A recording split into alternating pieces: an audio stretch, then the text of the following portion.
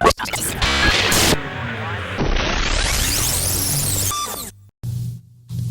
and gentlemen, welcome to episode 8, Horns TV. I got a very special guest today, Jlynn. She's a community activist, artist, hip-hop writer, everything you can think of, spirituality, whatever you can come up with, she's her. And her is she. I'm going to introduce you to her, and she's going to introduce you to you guys. So, everybody, this is Jlynn. What's up?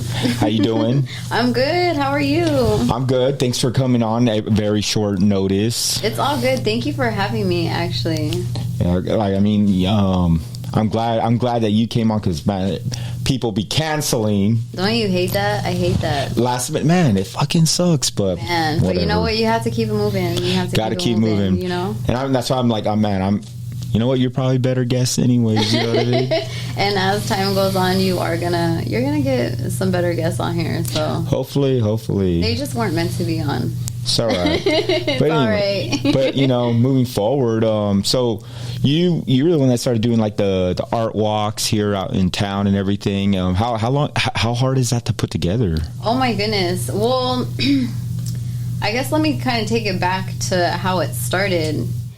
I was invited to go to a meeting. Actually, it was a BAPAC meeting, which is the Black American Political Association of California. And they were organizing Juneteenth. And so they invited me to perform. At the time, I was a student at Oxnard College and an art student. I had a deadline to meet for one of my, art classes. So I decided to bring my art piece with me so after the show, I can just work on my art homework. When I get to my show, at the time I was a part of this art organization called STAC, Save the Art Culture. All of my art friends were there, and they were there with all of their stuff too. And so after I got done performing, we just kind of set up shop in the park, and we were just doing some live painting. We weren't even trying to attract any attention. We were just vibing out, and people, it caught people's attention, and people stopped by to look at our paintings and see what we were doing. So then I decided the next year I was going to propose it to the Juneteenth committee, and I was like, hey, it would be cool to put an art walk together. The first one was very simple. We just kind of had these lattices, and it was about 3 lattices, and we hung up some art pieces. But then the year after that, which was 2015, we went really hard. I decided, let's go ahead and take up this whole sidewalk. We put some pop-ups, and then we hung chicken wire on it and had artists hang up their artwork from the chicken wire. And then we also had a kids' activity table where we made drums out of cups, just regular cups. We glued the bottoms of the cups together, and then we put plaster on it, and I went to go get some rubber gloves, cut them, and rubber band them, so it really made a drumming noise. That's cool. So the kids were able to paint on those cups and take it home. This year we're doing it different because of the COVID restrictions. So the city of Oxnard is not allowing any festivals. Boo, due to COVID restrictions. But hey, we decided to play it safe, and instead of going out and about in the city, the Oxnard Plaza Park, I decided, you know what, let's just go to businesses. Businesses are still open. Restaurants are still open. And let's just say another shutdown did happen. Restaurants are still going to be open for business, for takeout. So it would be cool to put artwork up in businesses so when people are waiting for their orders, they can be checking out art. So I decided to hit up 6 businesses and 10 artists, and now we have 10 artists showcasing in 6 businesses. That's pretty dope. This is, since it's the first time I'm putting this together, I think I'm probably psyching myself out, but the challenge is making the artist's artwork stick out, but still trying to remain within the guidelines of the business. So some businesses are like, we don't have wall space. Right. And it's like, okay, so how are we going to do this? It's like, well, let's hang it from the ceiling, or abstract. And so now for next year, I want to start challenging artists to let's think of an installation. If you guys are oh, I have this great idea with toilet paper rolls and an aluminum foil, I'm going to be like, let's try it. You know, let's see what we could do with it. Sometimes weird stuff starts off as weird stuff, you know, and then I was just reading up on some, man, I can't remember where I was reading it, but this guy, I guess, just sold the first invisible statue. Did you read up on that? I did not. And it's sold. It's nothing. It's just like a plaque, and then it's art now. That's crazy. Yeah, you can do almost anything with art, but I guess it's really about what blows a person's mind these days. I remember when I was younger, I was super into art. Well, I wouldn't even. It's still art, but I was straight vandal, graffiti artist forever. That's art. And yeah, I guess it is. But when you're like destroying people's property and stuff, it's kind of fucked up. You know what I mean? But I guess as a young kid, you don't think about that you're damaging people's stuff. You're just right there painting. Well, you got to look at Banksy.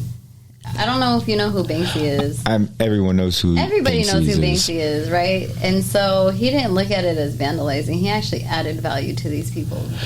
Now he did. Yes. Now and then he did. There was people that took it down and then found out years later, like, that should have left it, huh? Yeah, because it was worth, like, millions of dollars. But you see, it's not always like that for every type of artist. Like the regular old street art, like he's popular, he has that type of clout and that fame, so it makes it a lot different for him, where he can pick his nose, wipe it on the wall, and then boom, he just made that person's venue like $100 million or something. You know, like a typical street kid right there vandalizing and stuff, they don't give a shit. They're gonna be like, if you get arrested too, you're going to jail. So yes, different. I mean, it is art, but at the same time, we got to be mindful that we did destroy a lot of people's property. I probably destroyed a lot of people's property, and I mean, I paid the community back for that, obviously. But you know how you're saying about like COVID guidelines and stuff. So because of COVID guidelines, you can't do this event outside? Because of the city restrictions and some of the affiliation that I have, I don't want to ruin some relationships, so I'm choosing not to. I did last year, though, but it was in a form of a protest. So that was okay. It was okay. I was like, this is my freedom of speech. You know, hey, everybody's protesting this year. You know what? We're going to throw Juneteenth, and we're protesting this year. So I went ahead and I threw Juneteenth with the blessing of my elders, of course. I always have to get the blessing of my elders. And they were like, all right, that's fine. So because of that, we started New Gen Juneteenth. So it wasn't affiliated with their name.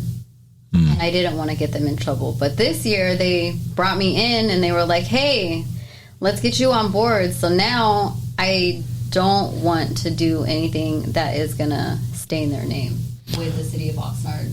I'm very familiar with, like, so when you belong to certain organizations, you don't want to, as much as you want to do your own thing, you have a sense of pride in history that you're, like you said, your elders are from, and you don't want to disappoint them, you know, like, and you're carrying on a tradition that can continue on for hundreds of years, you know.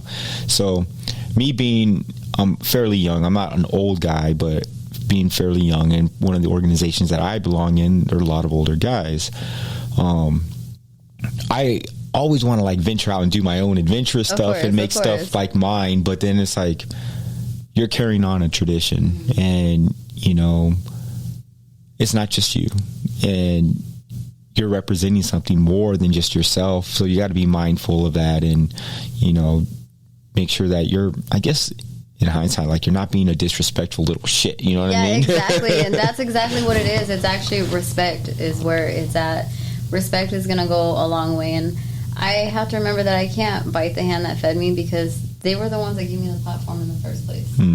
And I was able to grow the artwork on the platform and was able to present the idea of the citywide art event. And so the fact that we're even doing the citywide art event, I'm kind of glad that the COVID restrictions went into place, because now I'm like, man, we're getting businesses affiliated with this. So all of the mom and pop shops, we want to go ahead and drive traffic to their businesses at the same time we're promoting artists and showcasing their artwork. So it works perfect.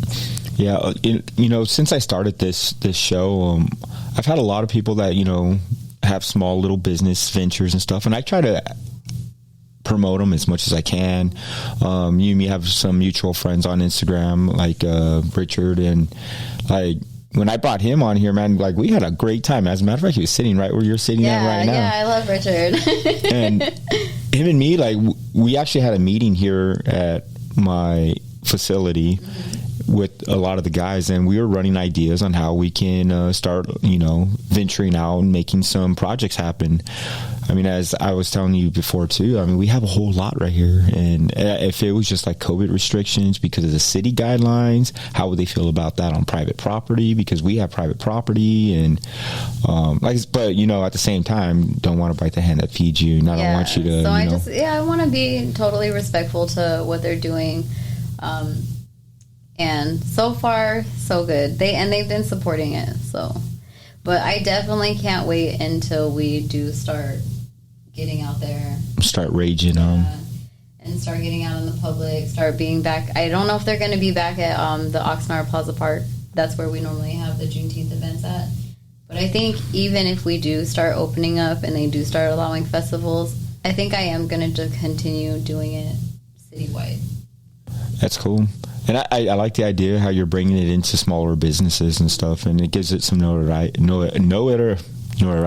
Yes, and not just that, it's going to bring a lot of tourism, so hopefully we can get the Oxnard Tourist Bureau on board with it.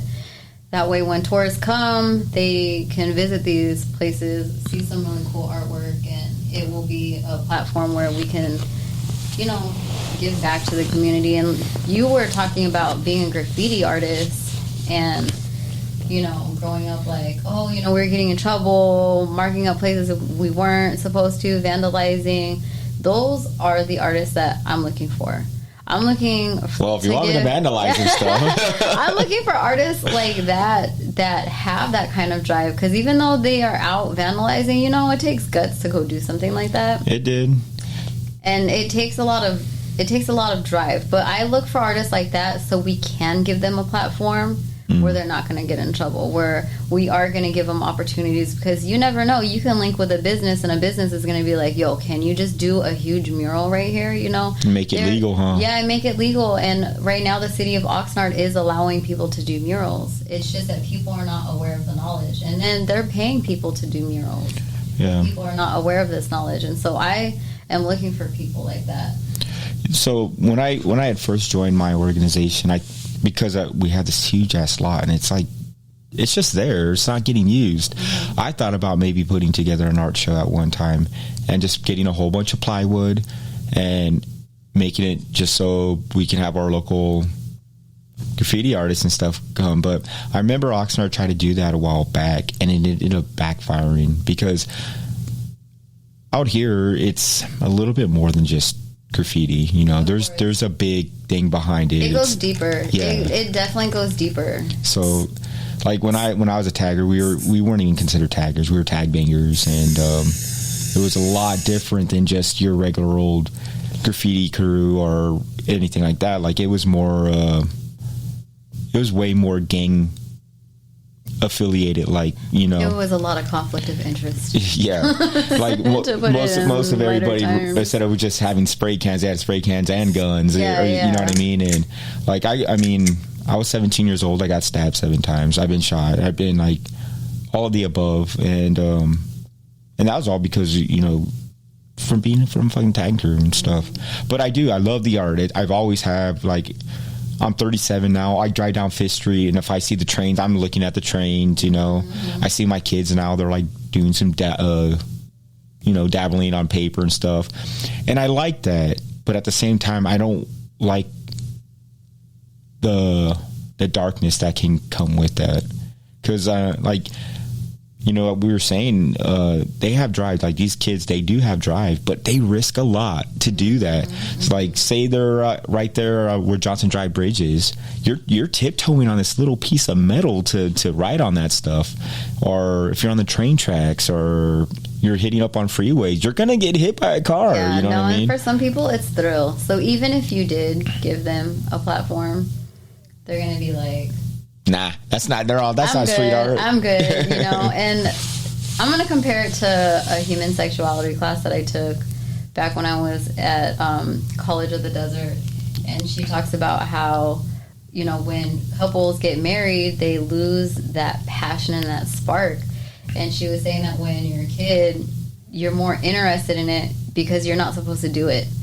But now when you enter into a threshold where it's like it's okay, you're like, I'm bored. Yeah. I don't even want to do this. I'm not getting a thrill anymore. So let the sin begin. Yeah. So for some people, definitely, it's definitely a thrill. Mm-hmm. I think it was for me too as a kid. I mean, I remember it was like, I don't know, 7 o'clock, 8 o'clock at night on Savior's Road. I had this big old, I had a big old fucking spray can. I'm like hitting up big old letters, undercover, and a taxi cab pulls up on me and my best friend at that time, and we were like, why is there cops? We didn't even just run right away. We looked at the taxi cab like, why is there cops in the taxi cab? Oh shit, we're in trouble. So then we run and everything, and we get arrested, and then our parents pick us up, and then our friend picks us back up after our parents just picked us up, and then we went back out and did the same shit again. Yeah, it is thrill, and then, you know, every kid wants to be down, you know what I mean? Yeah, so yes, absolutely. But that would be awesome, you know, to give these kids some type of platform, at least something, you know. Something, or I don't know. We do need to give some type of platform. In my vision and what I see for the future for the citywide art event is I do see more graffiti artists coming out, because I want to start, I want this to be such a big event that we are getting local artists art inside of local businesses. But I would think I think it would be also cool to see taggers, you know, just a whole row of buildings of them just doing graffiti artwork, you know, and that's what they're there to do. They're getting hired to do that, to do murals. So when you're driving around the city, you're not just seeing artwork inside of the businesses, but you are seeing artists at work outside of businesses doing huge murals. Yeah, it's definitely the times are definitely changing. I mean, when I was younger, you know, everything like that was frowned upon, and it's just like, oh, you're destroying stuff. And then, you know, like you said, because certain artists got super popular and people want to keep mimicking that, and they want other people to do that stuff as well. Like, oh, you can do that type of art? Cool. Do it on my building. Make my building pop, you know? Not everybody wants to see some boring ass architecture, especially on an old building that's practically falling apart. No. And, you know, Oxnard being the tourist town that it's been for hundreds of years now, I mean, we do attract a lot of people, and we're a central city, and we have it both from up north and everyone from down south, you know. So we're right in the middle. And Oxnard it was a tourist town, and well, here we are. And Oxnard is such a nice place to be at. You know, I can see Oxnard being another Venice Beach, where people, you know, where it's just popping with art and popping with music. I want to start seeing more of the music scene, and I'm not talking about music scene in the club scene. Right. I'm talking about music at the beach. Just people, right. Some live tunes, some drum circles. You know, I want to see more art outside and more celebrated. I was driving home from work the other day, and I was getting off of Santa Rosa. Camarillo? Yes. I was getting off of the freeway to get onto that back street where 5th Street is at. It turns into 5th Street. Well, anyways, as I was making a left, there were some kids rapping right there on the corner. And I think their names were Voices of Prophecy, and I was just like, this is a trip. They were really getting it, and that right there inspired me to, reach out to artists in the future. What if we just had artists, busking or setting up outside on a street, just performing, you know, so people can see it, how cool would that be to just drive by and you just hear some cool ass music? So that's like some Venice Beach vibes for sure. Yeah, definitely. You play music too, though, right? Yes, I do. So I know you were saying that you did hip hop recording, and then you kind of started playing guitar, right? How long have you been playing guitar for? I've been playing guitar since 2008. So I actually originally started my music in poetry. It started with poems. And I started my guitar music first before my hip hop. But my hip hop is what became popular. That's what blew up. Everybody loved it. And I love doing hip hop, don't get me wrong. I love, bouncing and vibing with a crowd and the wordplay. But there's just something about playing my acoustic stuff that I really love and I have a connection to, and it's definitely a spiritual connection. Music for me, it's not just something that sounds good that gets people in a certain mood. It's something that you can connect with people with, not just go to the club and go dance. Right. It's something where you can actually change a person's life. You can actually heal people through your frequencies. And I study a lot of different frequencies. 528 hertz frequency is a popular one. Everybody knows that. So I chakras. am very particular about the type of frequencies and sounds that I put in my music. And I started, affiliating with certain producers and people that weren't really on that same track. So every time I would present my guitar music to them, we would record my guitar. I didn't like how it sounded. They would try to trap it out, and it just wasn't the vibes that I was going for. Right. And I'm very particular about the vibes, the vision, and the feeling that I have. So I'm really going for this natural, flowing, like you're going to still vibe out. There'll still be some hip hop in there. I think when you're playing an instrument, you feel your music a lot more. I can play a little bit of guitar. I have an old PV Patriot bass that I can still jam out to, and I can if I hear something, I can play it. I can't read music very well, but I can read percussion because I did do percussion in 7th and 8th grade. But if you look at my Instagram too, I do little recording clips of me playing the piano that's outside right here, and I'll drink my morning coffee and I just start jamming out real quick, and then I go to work. But I think when you're touching an instrument, you feel it way more. Like you hit the note and you're just like powerful note, and you know what I mean. And I think just with hip hop, most of it. I mean, don't get me wrong, I like hip hop too. I listen to hip hop all the time. I love hip hop, but it's totally different. I think it's totally different. Definitely a different vibe. And if you're a percussionist, you're fucking hitting hard and you're rocking. You know what I mean? You can feel it, and because I've done both. I've done beat machines, and I'm like doom doom doom. Okay, that's fun. But when you're fucking banging it out on drums, you're feeling it. I just think it's a different vibe. I produce music as well. I make my beats all the way from scratch, only because I haven't learned how to sample music. However, because I learned how to make my beats from scratch and I do know how to play instruments, I want my music to be something that people can sample.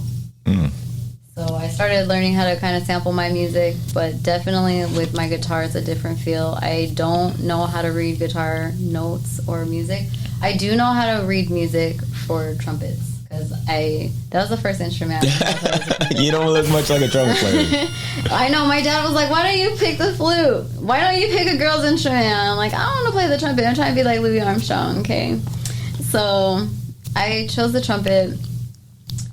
That was in 5th grade.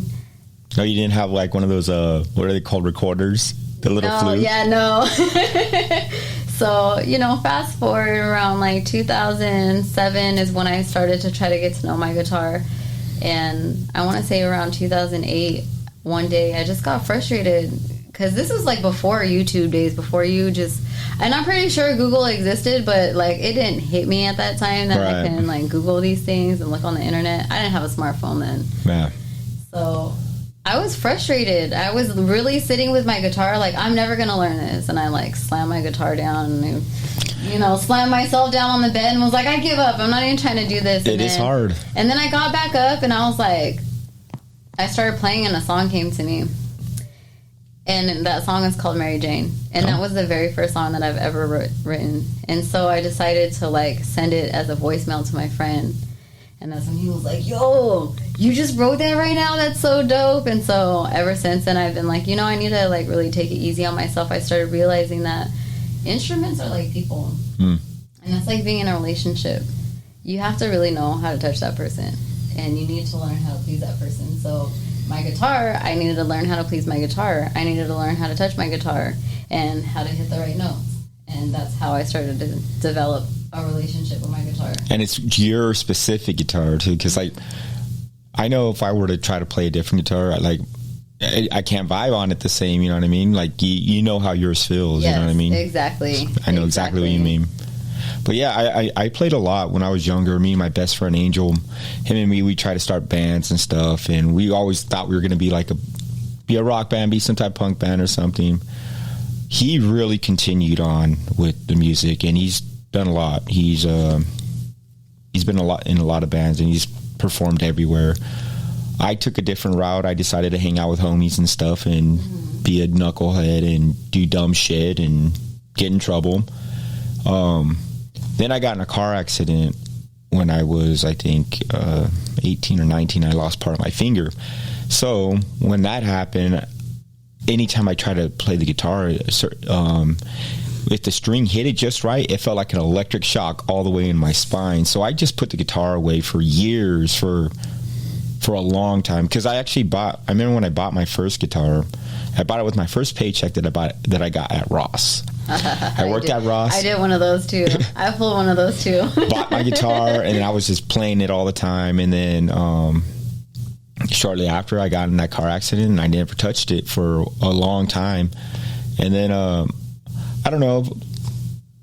I guess when I became a dad, I was like all at home a lot with my kiddo, and I'd just jam out and stuff, and I'd hear something, my kid was jamming out, and she was always messing with it, and I'd play, and then, you know, I was telling you earlier, like, if I hear something, I can play it. It might take me a couple days, but I'll do it. Like, even with the piano, I don't even know how to read piano music, but I know what keys are, and I know what sounds are, so I can definitely match them up, and, I mean, excuse me, I like playing, and I'll probably never be like professional good, but sometimes those are the best jam out sessions, is when, you know, when you can just vibe out. I've had some of my best jam out sessions with people that they're just messing around. They're not even like actual like musicians, and you come up with some crazy stuff. Maybe we should do something like that, because those are fun. Those are fun, you know. And I think we'll record it on this shit too. Yeah, we should definitely have sessions like that where we just jam out, and like we don't even we're not even trying to. We're just being okay. Let's just be and jam out. Those are awesome sessions. I think that's really good therapy too. Definitely, I'm down. Yeah, let's I'm do down it too. Absolutely. And I know Josh Horns over here, TV episodes watch coming up. And I know Josh over here too. He plays the bass too, so we got to get him to jam out one day. Yeah, well, I like I said, I have a bass. I have guitar. I have my drums. I used to work for Drum Workshop. Oh, really? Yeah, I worked there. I was a painter for them. So I actually have artwork throughout the world. I was even on Drummer Magazine. That was actually kind of cool. That's dope. But I can play a little bit of everything, but I love playing the drums. I like to fucking make ruckus. My mom hated it when I was a kid, though. I had a drummer that he played too loud for my style. Because he was in rock music, you know, and I wasn't hating on him, but I was like, we need to jazz it down just a tad bit. You need a jazz player? Yeah. It's hard to play jazz music. It is. Especially drums. It's fucking hard. It is hard to play jazz drums. Like, how do you play the drums soft? It's fucking hard. I can't do it. Like, I remember in school, they gave us that stick with the little fan and stuff, and like they're like, I was like, what the fuck is this? Give me the fucking stick. I want to bang this shit out and stuff. But I mean, who the fuck wants to play fucking soft drums and shit? You know what I mean? It's definitely an acquired. It's weird. It's like a strength in its own way, because you have to really like. You really have to have discipline. I think it comes with growth, you know? It does. Like, it does. I think piano and violin have always been like my favorite instruments. I never knew how to really play them because they seemed so fucking difficult. But the older I'm getting, the more I'm like really dabbling in them and more appreciating the melodies more and everything, and like just what those instruments can really do, you know? like playing, like when I was younger playing drums, I was just banging away, making shit sound cool. But I can see, like, being older, I'll appreciate, like, hearing, like, the subtle sounds of drums and everything. Like, I think it was Terry Bozzio. He was, like, an old drummer. You know who I'm talking about? That dude had, like, 100 pieces of drums on his drum set. Because when I worked at drum workshop, so, you know, yeah. I guess the older you get, the more you kind of appreciate some sound. Yeah, you start to appreciate music. And, I mean, there was a Louis Armstrong song. I can't remember the name of it specifically, but I know it had the word West in it. And it was just such a subtle, soft song that it's like, how could you recreate something like that? Like, if you're banging on something, you can definitely, repeat that, learn it, and replicate it. But something so soft, it's like, how do you replicate that softness? That's feeling again? Right there. You know what I mean? Yeah. So I think there's a total difference between feeling and aggression is a feeling, but between feeling and aggression, like when you're feeling something, you're like letting that, like, nurture you in a way, and then when you're just aggressive, you're just letting it all out. You know what I mean? But that's feeling when you can play something so subtle. You know what I mean? And I think that's why I've been liking the piano so much lately. Like, I'm just like, I don't know. I like it, especially with my morning coffee. I'm ready to fucking do some piano shit. I love playing the piano. I just like to. I don't know notes. I don't play professionally. You can't ask me to do a song and I'm going to play it for you. I just like to definitely vibe out, get very jazzy, get very abstract, and it's the same thing with my guitar. I'll just touch it and I try to make it sound good, and as long as it sounds good, that's all that matters to me. Well, you know, most of the best musicians, they didn't even know how to read music. You know, they just, we're going to pick up an instrument and be a band, you know. Like, one of my favorite punk bands, Bad Religion, I was reading in their book, like, only I think one of them knew how to read music and stuff, but the rest of them didn't even know. They're like, here, you're going to play this music, and boom, now we're in a band. Same thing with, like, me and my best friend Angel. Like, we're like, yeah, let's start a band. We had no idea. He, on the other hand, though, who took guitar classes and stuff like that, I didn't know anything about that. I just was strumming a guitar and trying to make it sound cool. But yeah, definitely everybody tune in. We're gonna have a jam session. It's gonna be fucking dope. We're definitely gonna have a jam session. Rock. We need to do that. That's definitely therapeutic. That's on the list right there. Yeah, for sure. Scotch and jam sessions. Yes, absolutely. Cognac and some jam sessions. I'm down with some cognac. There's a really good cognac that I like. It's called Kilt. Have you heard of that one? I have not. I actually really like that one. It's a good one. And I don't know, I like my spirits, you know, so I'm not really I'm not a beer drinker at all. I haven't drank beer now in 3 years. I think the closest thing I had to beer was a White Claw, but I don't want to say that out loud, but it's a hard seltzer. That's a hard seltzer. No, it's a hard seltzer. It's a hard seltzer. I'm not really a fan of hard seltzers. I like rums, and there's only one vodka that I will drink, and it's Tito's vodka. So what? Anybody ever want to give me vodka? I wear a size Tito's in vodka. As far Duly as beer, noted. I'm not a beer drinker myself, except for craft beers. That's the only kind of beer that I will drink is craft beers. Not a huge fan of IPAs or double IPAs. I love sours, fruited sours, anything that tastes good. I'm a girl, has to taste yummy, except for my rums and my vodkas.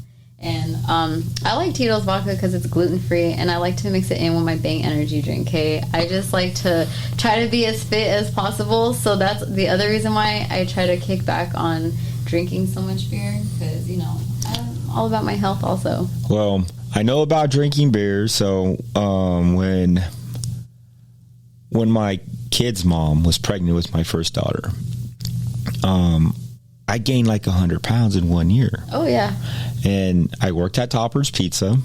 Oh, and that's even making it even worse. And I was on lockdown, so all I did when I got home was drink beer and eat pizza. And because I worked at Topper's, everything was 50% off.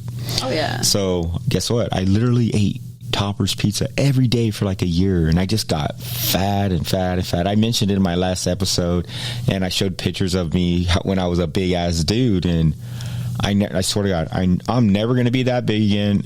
Beer, when I cut out beer, is definitely when all the weight started dropping down, because all beer is liquid bread, you know what I mean? And plus, I didn't want no man titties. I don't want none of that shit, you know what I mean? Like, no, I don't want that. Yeah, beer will do it to you. I remember when I went to Coachella, and I had never drank beer. I've always been like a mixed drink kind of person, and so I was like, you know what, I need to humble myself, and went to this party, and they had beer, and so I was like, all right, I'll partake. But that ended up becoming like an everyday thing where they're like, oh, come back over, we just got a 30-pack, come drink with us. And every day, and literally in, I want to say, the span of 3 months, I gained like 50 pounds. Yeah, it's liquid bread. It's liquid bread. It's it was a lot. My mom, I wasn't even at her house anymore, and then when she did come see me, she was like, what is going on? Like, and of course, I'm eating like all sorts of Mexican food, tacos, enchiladas, mad rice, mole, tamales, everything. So, yeah, gotta cut out on that. It's very important to take care of our health. Well, you only have one health, Yeah. I mean, it doesn't help that I'm right here drinking this fucking scotch either. It's better than beer, and as long as you're not, going too overboard with it. I've been really happy with myself that I haven't been excessive. I've mentioned this in many episodes where I'm an excessive person. If I'm going to eat something that's fucking amazingly bomb, I'm going to fucking eat all of it. If I usually open up a bottle or something, I'm drinking the whole bottle. But I really been like, all right, here, I'll have a drink here, I'll have a drink there. Not drinking way too much, because what happens now is that I wake up feeling like shit. I can have 2 or 3 drinks and I feel like shit now. But I don't wake up in time. Like I want to just sleep in and stuff. And I like waking up at 4 a.m. I like getting my morning started. I like hitting the gym by 5. I want to be clean and showered up so I can enjoy my coffee and play my piano and then get ready to go be Mr. Mark at school and stuff, So, drinking too much, it does slow you down. It does. It definitely does. And I'm not cut out for it anymore. When I was young, it was cool. I couldn't pound a whole 40. And I'll be at work the next day, no problem. Yeah, same. I can't. I had this old job. So I used to be a chauffeur for Roadrunner Shuttle. And we drink on the job. Yeah. And I don't think that company's a company anymore, but if you guys ever had Roadrunner Shuttle, we used to get fucked up at that store. We used to pick you guys up. Oh my gosh. Okay, so Roadrunner Shuttle is still a thing. Okay. Fuck, I just fucked up that business. Roadrunner Shuttle is still a thing. I actually had applied for a job with them in 2017 is when I applied. And so, I was on board. They hired me and everything. They're like, okay, cool, you start today. We need you to take a drug test. And right there, I was like, I'm just going to let you guys know. I smoked weed yesterday. I just told them straight up. I was like, I smoked weed yesterday. Like, literally, yesterday I smoked weed. Did they really trip on you? Did they press you on that? No, they were like, you know what? Thank you for letting us know. And I was like, I don't want my drug test to come out. The owner was a party animal, the son anyways. So, I was like, I just don't want this. And they were just like, you know what? Thank you for letting us know, because these tests, they go out like throughout the state. So if you try to get hired anywhere else and you didn't pass this drug test, you would not be able to get hired anywhere else. That requires. I was like, are you serious? I didn't know that. Yeah, I was like, dang, that's crazy. I'm glad. But how he said it, he was like, oh, she partied this weekend. I was like, how he said party, I was like, first of all, it was not that kind of party. It was just some weed. Okay, you need to kick back on the party word, Well, I'm telling you, I worked for that company, I think, for like 5 years. I was a driver and I was also a dispatcher. I mean, fuck, man, dispatchers were getting fucking brewed inside, and That's crazy. It was a fun company to work for. Sorry I threw you guys under the bus, but fuck, whatever. I don't know, like, whatever. That company was pretty killer, though. But those jobs, I kind of miss those jobs. Like, how many jobs do you get fucked up at work? You know what I mean? No comment on that. But now I'm a square. I work a square job now. I definitely work a square job. They are very cool, laid back. I love my job. I'm not going to say what it is just because, you know, I don't want to put them on blast and then somebody finds out, you know, and then my boss is like, hey. But I like where I'm at. The vibe is cool. I'm learning a lot from it. And like I was saying before, I'm currently studying for my real estate and getting my hands into that. And I actually had my real estate exam May 11th. I missed it by 4 points, which is cool. I didn't get too down on myself. I actually started watching videos of real estate agents that were black and brown. Because I think I put this idea in my head of like being a real estate agent and being like all clean cut, you know, just very proper and, you know, it was not... Using white voice and stuff. Yeah, you know, and it wasn't me. And so, of course, I wasn't going to ever reach that goal because I was trying to be something that I wasn't. Right. So after I failed my test, I was like, all right, what we're not going to do is we're not going to get depressed. You didn't come this far. You didn't come this far to not pass it. You know, at least you know what you're doing. So I started watching some real estate videos with Master P, and he has real estate.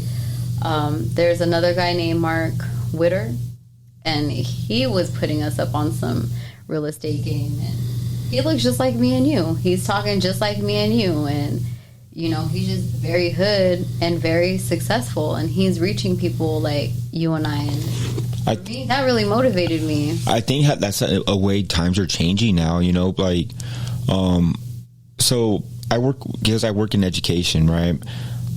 I think a lot of kids now are more drawn to me than they are to a regular teacher. Of course. Because, like, when I first started, I had middle school kids and stuff, and, like, they were, like, always, like, coming up to me, like they wanted to learn stuff all of a sudden. Because, you know what, we came from a similar background. Then, like, their other teacher was, like, super square, old, fucking, want to hit you in the hand with a ruler if you weren't listening kind of person, you know what I mean?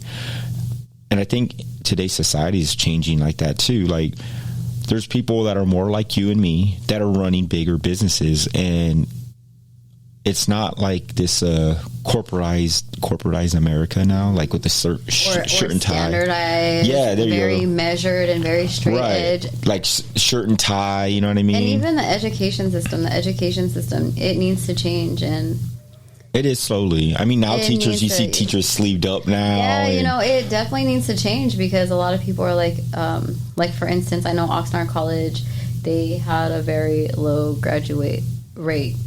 But they're also a smaller college. They're the smallest college in the VCCDD or VCDDD, whatever it's called. And I mean, and there's a lot of high schools too where they have very low graduate rate, where people are not graduating, they're not getting their diploma, and it makes you wonder why. And a lot of these kids go through school and go through the education system thinking that they're stupid, but they're not. It's just that the style of them being taught does not fit them, and it's not capturing their attention. Right. Well, it's because we're based off like an institution, and it's not captivating at all. Like, it's not. It's like very dull.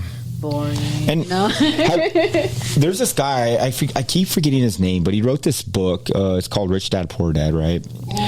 I keep forgetting. I can't remember his name, but I haven't read the book, but I know what book you're talking about. So he talks a lot about business and stuff, and he talks about the school systems too, how it's a joke. The school, or our education system, and I believe this because I went to school, I went to college, and now I'm an educator, and I believe this. The education system is taught to make good employees. You know what I mean? That's what they're made to do, is to make good employees. The school system doesn't teach you about financial stuff or business or anything, or to be entrepreneurs or to be business motivated. They just want you to go to school, get a good job, and become a follower. Exactly, and just become a robot. You know what I mean? There's very few people that actually branch out. And the more I've listened to this, I'm like, fuck, man, that's so fucking true, and it's fucked up. And maybe that's why I wasn't good. I wasn't a good student all the way up into high school. I mean, I dropped out in ninth grade, and then I was on probation, and my probation officer said, I'm not going to let you off probation until you graduate high school. I'm like, dude, I'm already fucking 18 years old. Let me off probation. They're all, I can keep you on until you're 21. For reals? Mm-hmm. So I literally had to do these homework packets day in and day out just so I can get out of it. I didn't really even graduate high school, you know what I mean? But I graduated. I still got a stupid diploma. And then later on, I went to did college thinking that was going to be the thing to do. And I ended up graduating with a few degrees and everything. But then now I'm thinking about it. I'm like, I think I wasted my fucking time. I don't got like a great career or anything. And I think if I would have developed and put my time into something that I loved to do or was really passionate about, and had that same drive that I was trying to do so good in college to graduate with highest honors, I could have probably been doing something fucking amazing. You know what I mean? Our education system, they just want to make good employees. They want workers. They want workers. And that's all it is. To feed their corporation. And if they don't, and especially kids, if they don't have somebody that they can relate to or a style that they can relate to, they're not gonna want to do the work. I knew this one substitute teacher, and he told me this. He's all, if I was able to teach kids in this school specifically, because like we're kind of in a bad area, you know what I mean? So he's if I'm able to teach kids this way and teach them fractions, I'd be like, how much is a fucking eighth of weed? The kids are gonna fucking know it. And then you translate that eighth in math, and then they fucking know math right away. Boom. That's what it is. You know what I mean? Like if I was able to teach kids this way, and teach them the decimal system this way, converting it into fractions this way, by implementing the weed or whatever. You can even do it with rhymes. Yeah. They would have A pluses, mm-hmm. Because every fucking kid knows what a fucking A-ball and eighth is and yada, yada, yada. But put it in an academic term, they have no fucking clue. And it's, it's fucked up. Like the way that the structure that we try to teach kids, it's not working. And I'm watching it too from ground zero. And even some of the teachers too, they're like, it's not working. Well, we discussed earlier today how smart kids are.